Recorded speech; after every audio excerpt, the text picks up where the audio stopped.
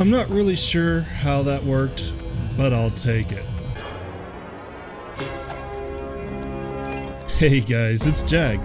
Welcome back to the arcade. Let's get back to just another game, Jak and Daxter, the Precursor Legacy.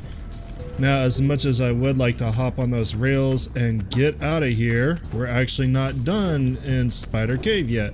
Remember, we need to go all the way back to the Precursor robot because there are hopefully the last of our Precursor orbs. And we needed the yellow eco to be able to bust open the steel boxes to get them. I really hope that there are the last of our orbs in that area because I honestly don't know where else we would look. Now, about that route, I actually did not know that that eco font was probably a little bit closer than the one that we started off with the last episode. I looked up to see if there's an easier way to do this on YouTube because I'm not shy when I'm ignorant about something, especially when it comes to video games or jumping in Dark Eco, and I actually found that someone was using that method, and as you can see, it exits right over the tunnel that you need to run up. And even if you're as bad at it as I am, you should have enough time to get there. So I would definitely use that method over the one that we were using in the prior episode. Now I will say, I have done it with the font that we were using in the prior episode. Clearly, because I have 100% of this game, and I just said I didn't know that that font was slightly easier. So if you want to do hard mode, or if you want to compare and tell me which one is actually faster, you know what? Leave a comment. I'm curious. But for now, Spider Cave. This is not going to be a whole lot of fun, even with yellow eco. And this is why. You can still get hit quite a bit. And you need to get all this eco out. It looks like these have 6 each, but we need to get all the way up and out. And I guess actually straight in the dark eco, that's kind of magical. Actually, since you have to use the blue eco to get out of here, I guess you can't use the yellow eco from that cave to bust open those boxes. We have to bring it in from this cave. Okay. That still shouldn't be too hard. We're going to use this same font because I think this might solve all of our problems. I am rather pleased that those steel boxes had 6 each. That means that we should only have 6 left. And hopefully those 2 steel boxes that we passed have 3 each. That's totally a reasonable thing for those to have. You know what's also reasonable is actually platforming and not jumping straight into the dark ooze. I'm not gonna lie.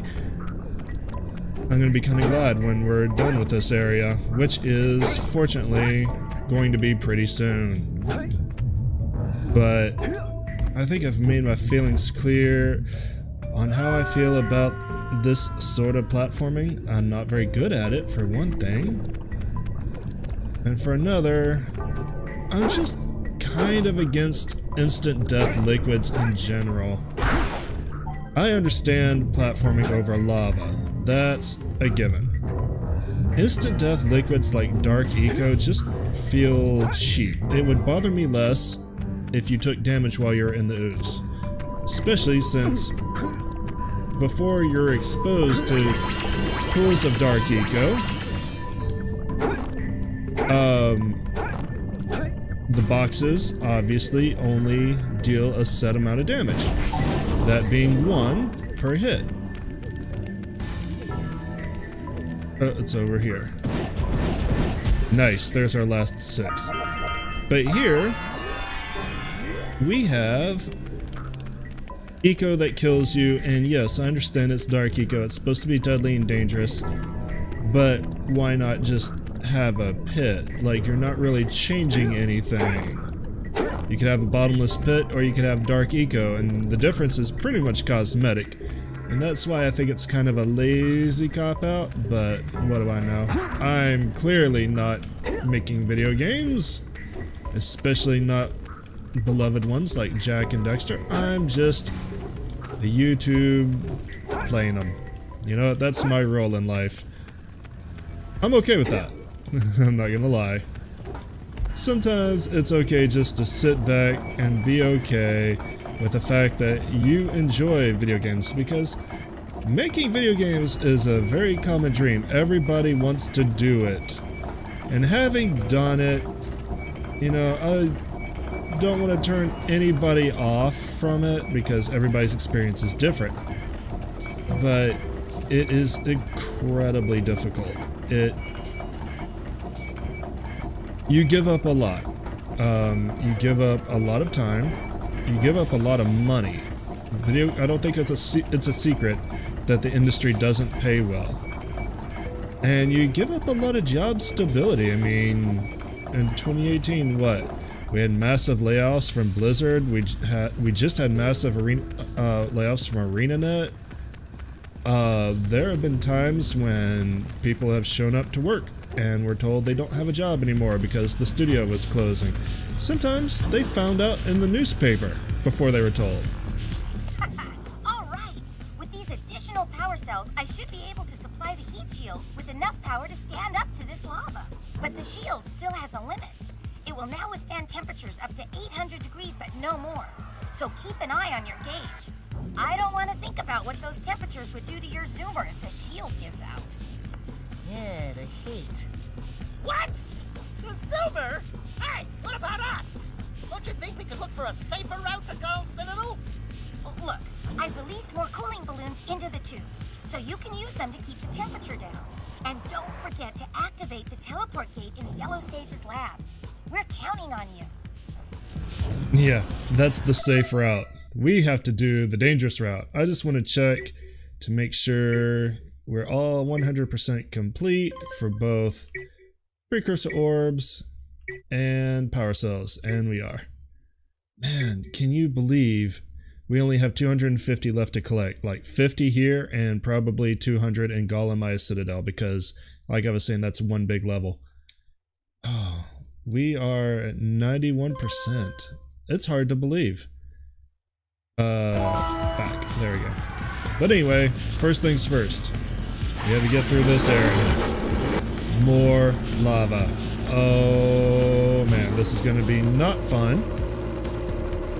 It's just like the first course you went through, only harder, and I believe there are branching pathways.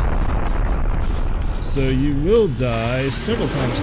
Fortunately, unlike the first one, this course is long enough where there are checkpoints along the way. So don't feel shy about dying or risking your heat if it helps you pick things up, because you're going to be doing some backtracking almost guaranteed.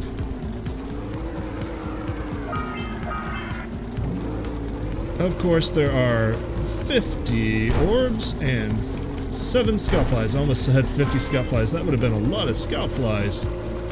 And most of the time, you're not going to be riding over open lava, but you're also not going to see a lot of opportunities to jump like that unless it's from part of the course to the next part of the course. I'm actually surprised we're living as long as we are. Oh, nailed it. Wow. Here we go. This is probably going to be our first checkpoint. I'm going to see if I can get a little more distance, but I know I've been stalling out. And look, see, I missed that pathway, and I'm not sad about dying because of it. Alright, this is our first checkpoint. Okay, we can't go that way. I want to backtrack. I want to go this way. Here we go. I don't think we missed any scout flies. We just missed some orbs, and honestly, they tend to blend in. Beth, I am glad that you don't fall all the way down to the lava before dying, but I am kind of curious how we get here. Alright, so this is a new thing. We have to kill all these things before we can proceed. There's some sort of geothermal vent or something. The door is open. Let's get going. And they're basically there to stall you out and let your temperature rise. Although it doesn't seem like we're rising that much. I'm just going to pick up the rest of these balloons to cool down. Alright, here we go. Open lava. And those red spike things will bounce you around and probably kill you. They will either bounce you into the lava or they'll just be spikes. I'm not sure which. I'm sure we'll find out at some point because this is clearly not the only time we're going to run into this obstacle. Alright, I want to jump for that and jump. Maybe I was wrong about the jumps. Maybe I was wrong. It looks like I was pretty wrong. Fortunately, we're actually pretty high above the lava here. Now we're gonna get closer. I do like that. I gotta admit it. I like the dynamic temperature. That's a nice touch. I just wish it was easier to see precursor orbs. Ow. Alright, second checkpoint. How are we doing for precursor orbs? I feel like... Oh. Okay. Never mind. We're doing good. Good is the answer to my concern. I can't hang out on this lava for very long. I need to get to that cooling balloon pretty quick. Okay. How many scout flies do we have? That is a relevant concern. Was not expecting that, I'm not gonna lie. It has been a while since I've done this.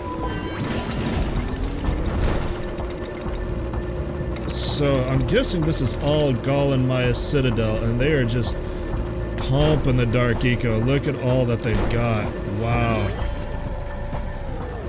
They're doing good for themselves, not good for anybody else, but hey, if you're a sage of Dark Eco and you're all about that Dark Eco, this is the place to be.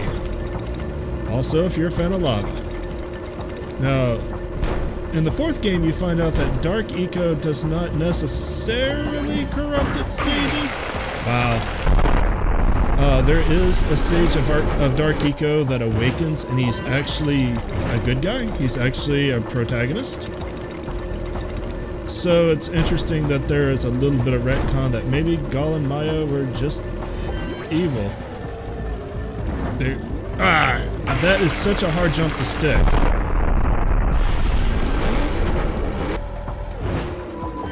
It really is. But yeah, Gall and Maya may just have turned evil for domination. Okay, there you go. They don't immediately kill you. They do take off some health. Good to know. Oh man. Am I just approaching that from a bad angle? Let's try something else. I think we can get through this pretty good now. Yeah.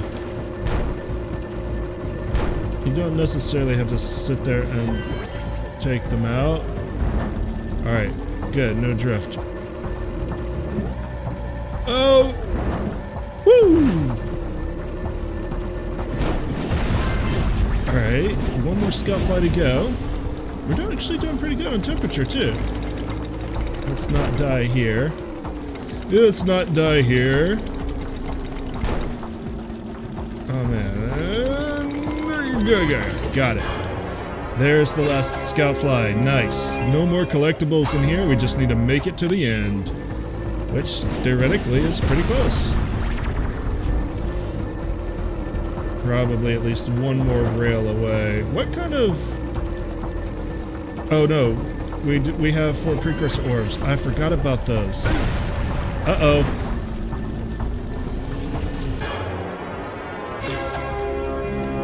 Well, we got both of these without dying. But yeah, we're gonna have to go back for 4 precursor orbs. That's gonna be fun to find. Hey! Where's old Short, Green, and Wrinkly? This is terrible. Father is missing. I think Gall and Maya may have kidnapped him as well. Relax, sweetheart. I got everything under control. Under control? Lurker armies continue to grow across the land. The sages have been kidnapped. Gall and Maya have gathered enough eco to complete their terrible plan, and to stop them, you're going to have to fight your way through their citadel. Yeah. That about, sums it up. You've got to rescue my father before it's too late. And Jack, be careful. Yeah, we will be. Yeah, you don't really want to patronize Kira. She's probably got a better handle on things than you do. Alright, let's go back to the Red Sage's hut. This is probably the only time when you actually use these gates, unless you just have been careless about picking things up. But yeah, we need... Oh no, what? Oh no, that's the Volcanic Crater. Duh.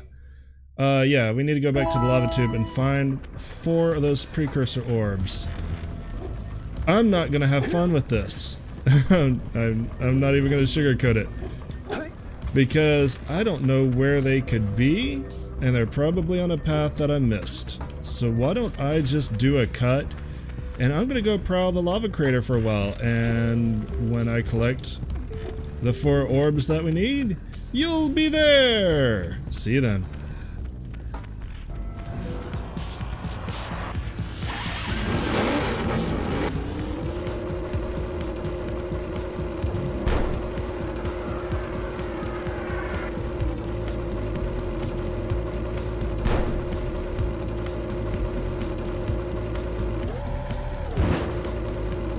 Ah, there they are. Right here near the beginning. Okay, good. Well, that was much easier than I thought it was going to be. I thought it was going to be much further down and probably a lot of looking around to be able to locate them, but now that we've got them in hand, we don't really need to mess with this. We'll just take the warp gate back and save us a bunch of time, and me a lot of editing. And really, isn't that the most important thing?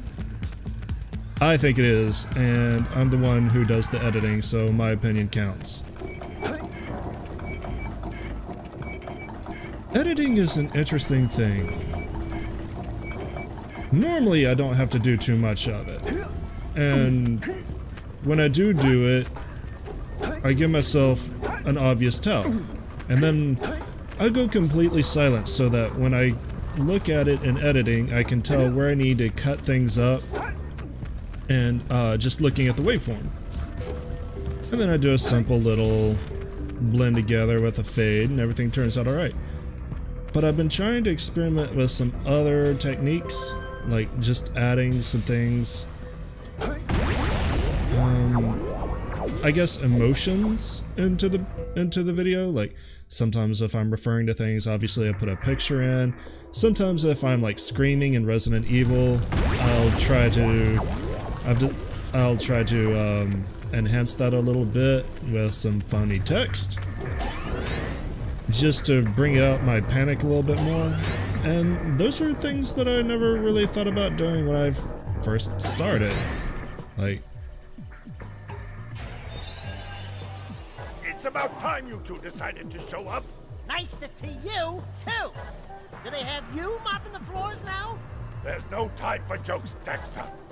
Gall and Maya kidnapped us to sap our energies to power their abominable machine. It appears they have combined the functional remains of a precursor robot with scavenged artifacts from across the land. Then they added a few diabolical additions of their own, creating the one thing capable of opening the dark eco silos. If you can free the 4 of us, we can use our combined powers to break the force shield surrounding the robot before they use it to destroy the world. yeah, as I was saying, these are techniques that I never thought about. when I first started the channel, and I'm sure I'll learn more as I keep going. It's not just about cutting and blending and cutting out repetitive footage. It's deciding what footage can be cut out or how to enhance existing footage, and it's, I don't know, it's really interesting. Alright, now these platforms are kind of puzzles. You can only, well, I was going to describe them, but I guess I'll just show you. You can only touch one colored platform once. After that, all the matching colors fall into the abyss, just like you.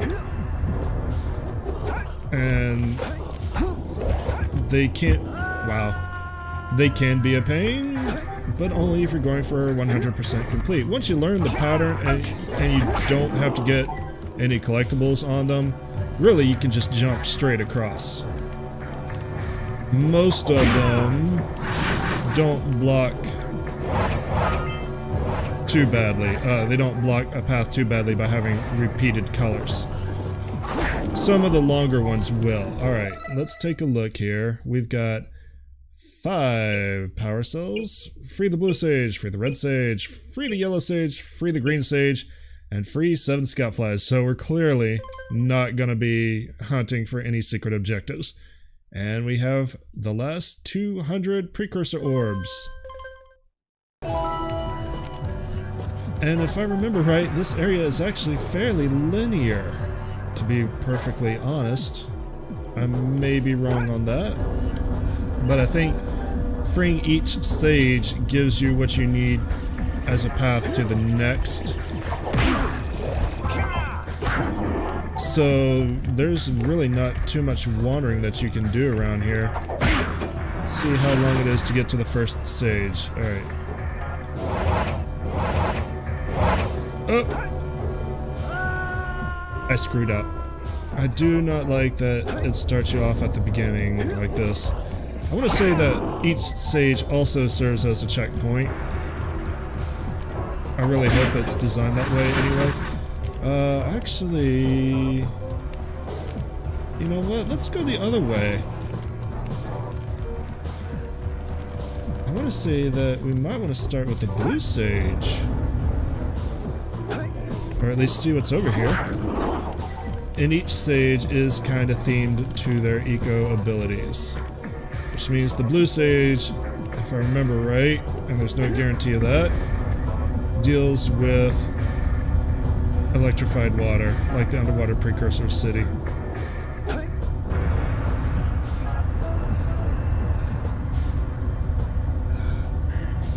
On the jump! Got it!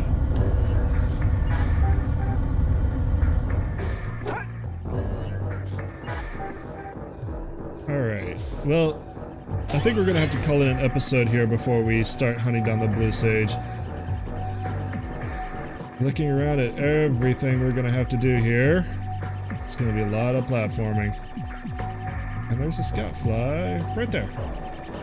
We'll collect the scout fly, we'll call it an episode, and I'll see you next time. As always, thanks for coming out and watching my videos, it's much appreciated. If you enjoyed what you saw today, I really appreciate any likes, they do help give the channel some growth. And if you're new to the channel, and you want to see any more videos that I put out 2 videos a day, give me a subscribe. As always, thanks for coming out again, and you guys have a great day. Later.